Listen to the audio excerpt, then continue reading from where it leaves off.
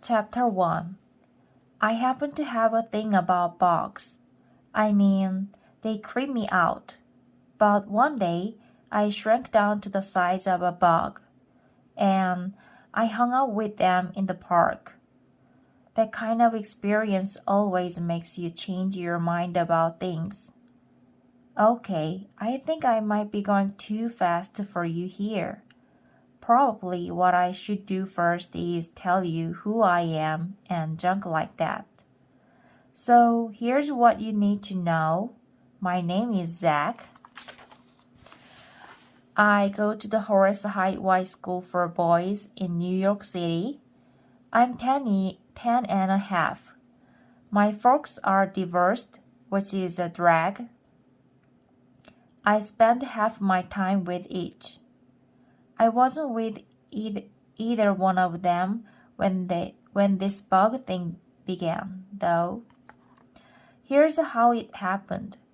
We were having a class picnic in Central Park. Our science teacher, Mrs. Coleman Levin, gave us all these huge magnifying glasses. We were supposed to crawl around and look at nature up close. My best friend Spencer Sharp was there. He's the smartest kid in the class.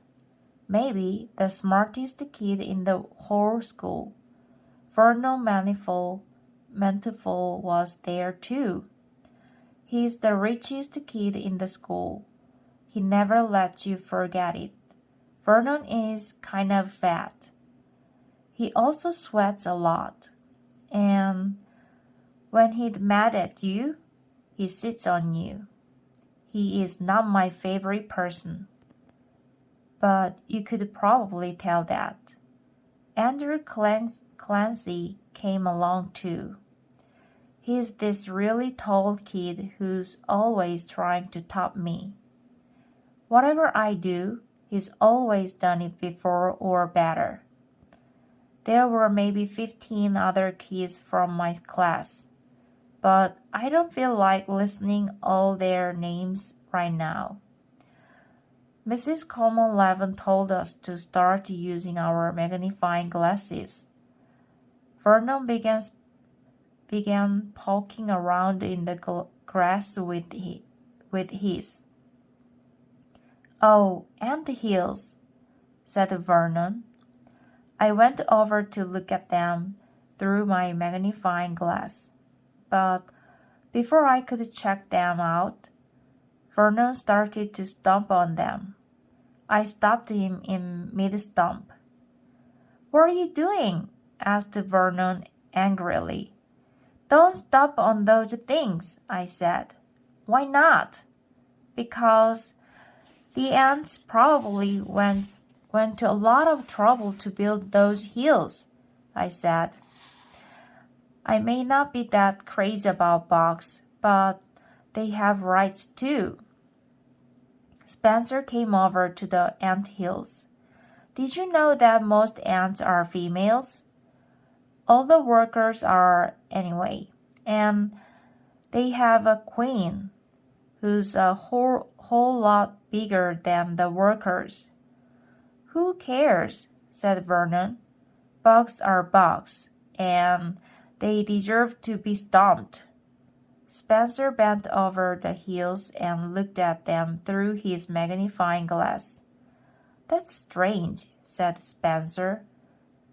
These empty hills are not the usual shape. I bent down and took a peek too. They kind of look like pyramids, I said. Why is that? I figured if anybody knew the answer to that, it would be Spencer. I don't know, said Spencer, but they are different. They are different from any I've ever seen. Lunch!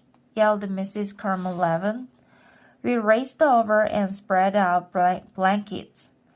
Mrs. Coleman Levin had brought a big basket with all sorts of food. Peanut butter and jelly sandwiches, plain peanut plain peanut butter sandwiches, plain jelly sandwiches, plain bread sandwiches, and lemonade. For dessert, she'd promised us a big surprise.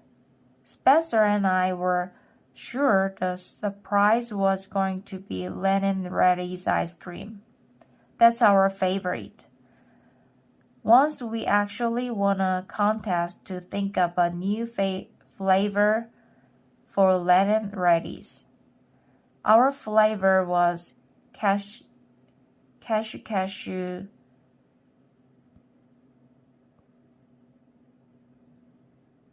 Gossen hate. But that's another story. When we finished our sandwiches, Mrs. Common-Levin opened up a big plastic jar.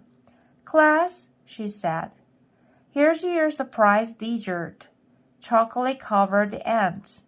Mrs. Common-Levin had a sly smile on her face. "All right," said Vernon. "She's not kidding," said Spencer. Mrs. Common-Levin nodded. "In some countries, they're a real treat." Everybody started making gagging and barfing sounds. Mrs. Common-Levin kept right on smiling. "Mrs. Common-Levin is nice, but she's definitely strange. She wears work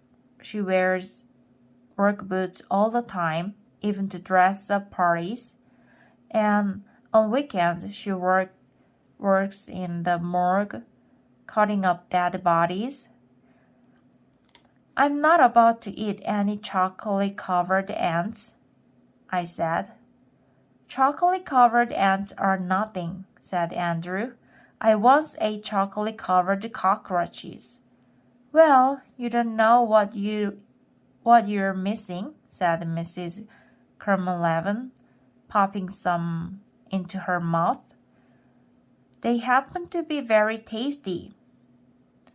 Fortunately, Mrs. Common-Levin had brought along dessert for normal people too. Blueberries. I love blueberries, but only if they have lots of sugar on them. "Mrs. Common-Levin, do you happen to have any sugar?" I asked.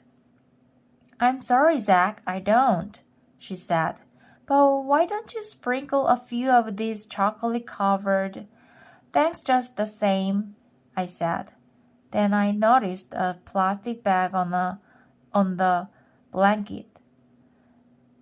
In it were small packets of sugar, the kind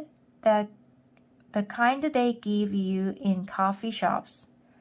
I took a couple of packets and poured one over my blueberries and one into my lemonade. The sugar tasted a little weird. I was almost done with my lemonade when Vernon saw the empty packets. "Zack," he cried, "did you use any of the packets I left lying here?" "Just two," I said. "Why?" "That wasn't sugar, you dark," said Vernon. "That was shrink away." "What the heck is shrink away?" "A diet powder that my mother bought for me. It was really, really expensive. Really expensive. She's going to be furious at you for taking it. She's going to make you pay me back too." "I'm sorry," I said. "I thought it was sugar." "Well, I bet it makes you sick," said Vernon nastily. "You're only supposed to take a pinch of it at a time. You used 2 whole packets, you dork. That's a 2-month supply." As a matter of fact, I was starting to feel kind of sick. I thought I might puke, but I didn't want Vernon to know. I didn't want to give him the satisfaction. Vernon studied my face. "So, how are you feeling, Zack?" he asked. "Great," I said. "Perfect. I've never felt better in my whole life." Then I ran into the bushes. I was sure I was going to puke my guts out. Chapter 2. I didn't puke, but I felt really weird. My whole body was tingling, and my clothes suddenly seemed a little loose. I mean, my pants felt like they were a size too big, like they might fall down. The legs slopped down over my feet. The sleeves of my shirt were too long, also. The cuffs were over my hands. I looked like I was wearing my dad's clothes. I looked around, and then I noticed something else that was strange. The bushes and trees on all sides of me seemed to be growing. What was going on here? And then it hit me. My clothes weren't getting bigger. I was getting smaller. A lot smaller. I was shrinking fast, like a pat of butter in a hot frying pan. Before I knew it, I was no more than a foot high. I couldn't believe it. A minute ago, I was a normal-sized boy. Now I was the size of a chihuahua, and I was still shrinking. I stood in the middle of a pile of clothes that had once fit me. I felt like a circus tent had collapsed on top of me. I lost one sneaker, and I was sinking into the other one. Fast, I put both of my feet inside it. There was a sudden noise in the bushes. I looked in the direction of the noise and got the shock of my life. A tiger was creeping slowly through the bushes. Its belly was low to the ground, and it was headed straight for me. Chapter 3. A tiger? What the heck was Tiger doing in the middle of Central Park? Maybe this was a dream. I was going to wake up any second. Oh, so it didn't matter what I did. I could yell at the tiger if I wanted to. On the other hand, this just might not be a dream, in which case yelling at the tiger would be stupid, really stupid. As it crept closer, I realized something. It wasn't a tiger at all. It was a cat, a common cat. I love cats. Well, I used to love cats when I was more than 6 inches tall. The cat crept right up to the top of the sneaker. I was shrinking so fast, I was able to slide down to the toe. I couldn't have been more than 4 inches long by now. About the size of a mouse, I thought. I think the cat thought that's what I was, too. It stuck a paw into the sneaker, but it couldn't reach me. Then it pulled its paw back out of the sneaker and walked away. That was some close call. I was shaking pretty badly. By now, I'd figured out that my shrinking had something to do with Vernon's stupid diet powder. I didn't know what to do, but one thing was sure. If I stayed in that sneaker much longer, I'd be too small to ever climb out of it. Besides, it was really stinky in there. I stood up as tall as I could. I jumped as high as I could. I'm a pretty good basketball player, but I couldn't even reach the top of the sneaker to pull myself out. So I grabbed grabbed the laces inside the sneaker and started pulling myself up, hand over hand. When I got to the top, I peeked out. No cat in sight. I swung a leg over the top of the sneaker and pulled myself out. The sneaker had grown a lot bigger, which meant I had grown a lot smaller. I slid down the front of the sneaker. I was twice as big as the lace holes. In other words, I was about as big as a bug. My bare foot could easily fit through the holes. Then it hit me. My foot wasn't the only thing that was bare around here. I was no longer wearing clothes.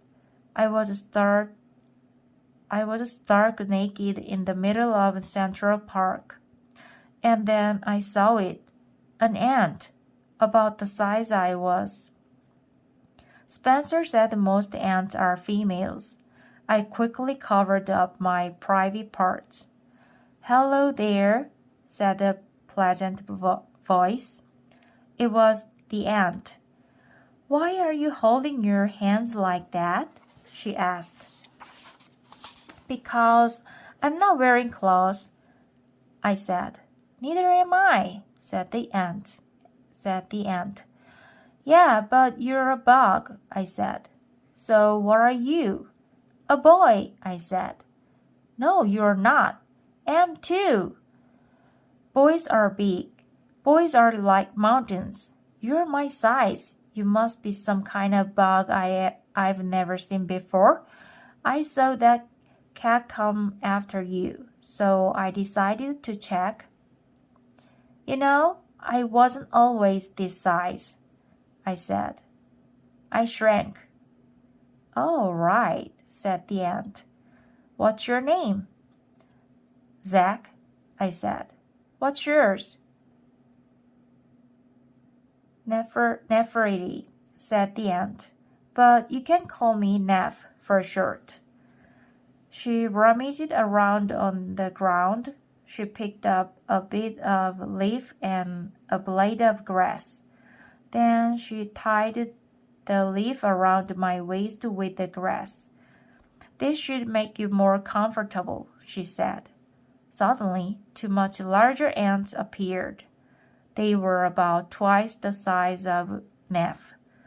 They were pretty scary. They had huge pincers, almost like lobsters' claws. They wore little Egyptian-looking head dresses on their heads.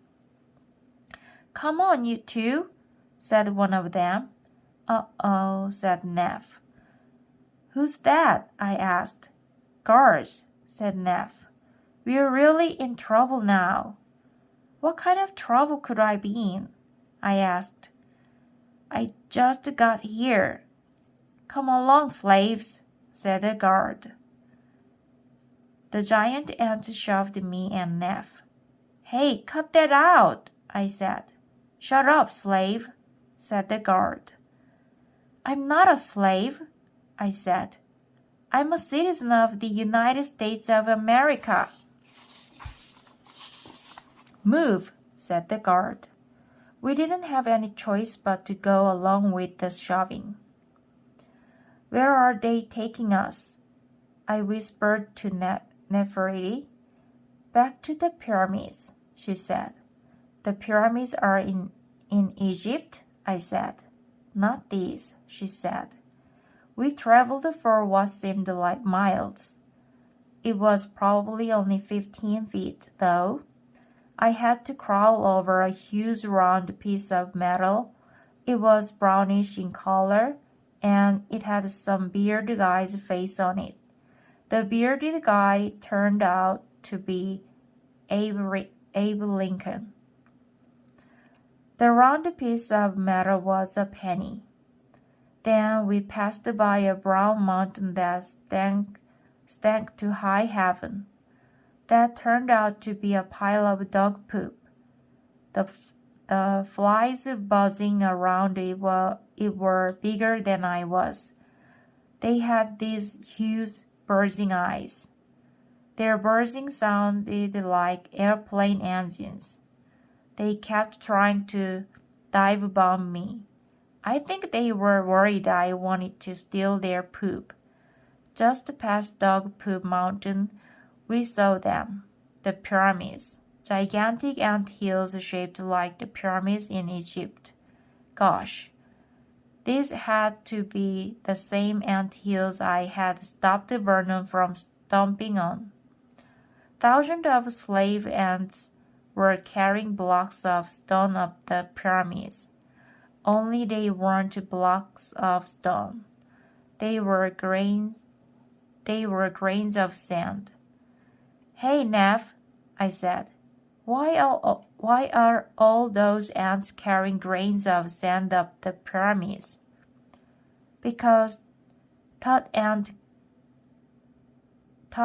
Common orders us to. Who the heck is Todd Ant Common? Our Pharaoh Queen. She forces us to build them as monuments to her greatness. Some monuments, I said. Every time it rains, her monuments get washed away. Queen Tut doesn't care. She has lots of slaves to rebuild them. How come everybody obeys her? We have no choice. She's very big. She's 100 times as big as we are. You can't disobey somebody that big. Shut up, shouted a guard. Speaking during work hour is strictly forbidden. Sorry, I said. By the way, when do we get off work around here? You get off work 5 minutes after you die. Wow, and I thought the teachers in my school were strict. I was clearly in a lot of trouble. If I couldn't think of a way out of it soon, I might never see my mom or my dad again. They'd be running all over New York looking for me. And here I'd be a slave in an Egyptian ant colony. I had to come up with some kind of a plan and soon. But what? Chapter 4. The guards dragged us all the way to Queen Tut's throne and threw us the floor. The throne was decorated with stuff the ants obviously thought was cool. Tinfoil from gum wrappers, glitter, tinsel from all the Christmas trees. Your Royal Highness, said the bigger of the two guards. These two have escaped from the workforce. What do you want us to do to them? Chop off their tiny heads, said a loud, raspy voice. Queen Tut was the biggest ant I had ever seen. She had on a gold crown and slave ants were fanning her with blades of grass. She leaned down and squinted at us. Who are they? Queen Tut asked. Slaves, Your Highness, said the guard. Runaway slaves. Ants? Yes, Your Highness, said the guard. I'm not an ant, I said. I'm a boy. You are not a boy, roared the guard. Boys are as big as mountains. Boys are bigger than Her Royal Highness, Queen Tut. What? Shouted Queen Tut. Sorry, Your Highness, said the guard. Boys are almost as big as Her Royal Highness. What? Shouted Queen Tut. Sorry, said the guard. Boys are nowhere near as big as Her Royal Highness. That's better, said the Queen. Much better. Do you have the royal axe to chop off their tiny heads? No, Your Highness. The royal axe is not yet back from the royal sharpener. The royal sharpener is a little backed up because of the holidays and all. Oh, poop, said the queen. First Queen Tut runs out of chocolate, then the royal axe isn't here to chop off heads. Nothing is going right today. Excuse me, Your Majesty, I said, but did you say you ran out of chocolate? A harsh bar that was supposed to last a year, snapped the queen. Queen Tut has eaten it in only a month. Suddenly, I had a plan to save our tiny heads from being chopped off. Oh, I know where there's more chocolate, I said. Would you like me to get it? You can get more chocolate? Cried the queen. She seemed delighted, like a little kid. Chocolate for Queen Tut? Queen Tut loves chocolate. Chocolate is Queen Tut's very favorite food. If you let us, Your Majesty, Neff and I could leave now, I said, and bring back chocolate for you in less than an hour. Neff looked as if she wanted to kiss me. Bring back chocolate for Queen Tut and you will be handsomely rewarded, cried the queen. We will go right now, Your Majesty, I said. Then go, already, she shouted. I grabbed one of Neff's arms, or maybe it was a leg, and we took off. It was a long way back to the picnic blankets. I mean, for my old self it would have been only a few steps, but for my new ant-sized self, it was miles. I didn't even know which way to go, so Neff led the way. Ants have really great senses of direction. It's like they have mobile oil road maps in their heads or something.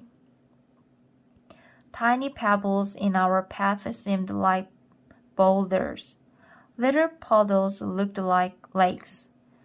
Weeds looked as big as telephone poles.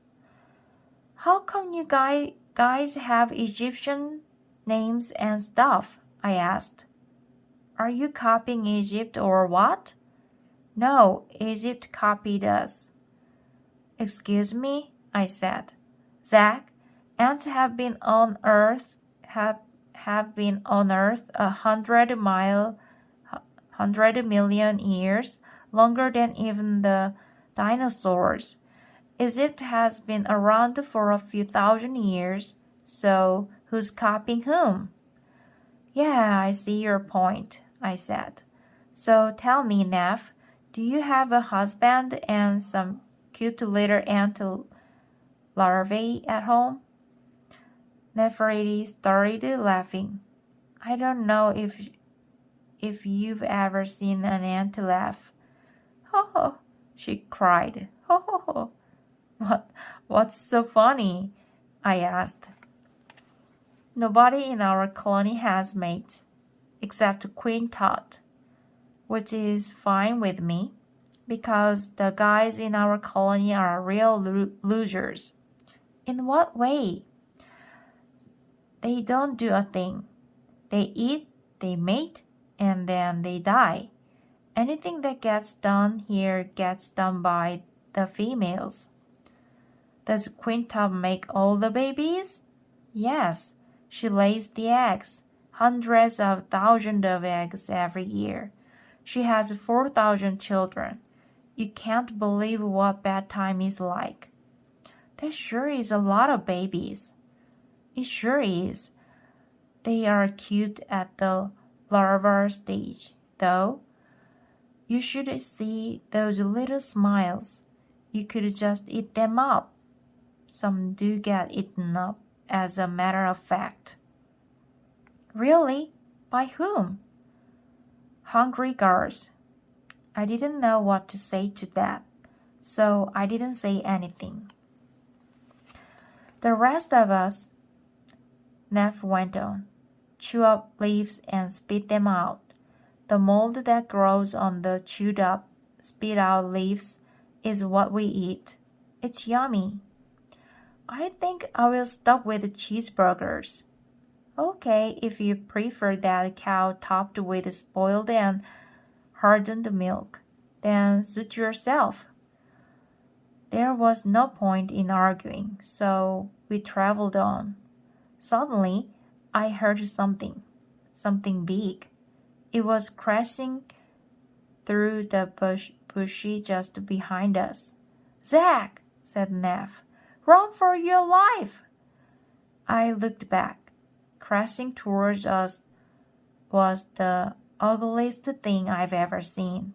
It had a low, flat body, creepy feelers that were longer than its body, bulging eyes, scary jaws, a face you see only in horror movies. Yikes! A cockroach! A cockroach the size of a school bus!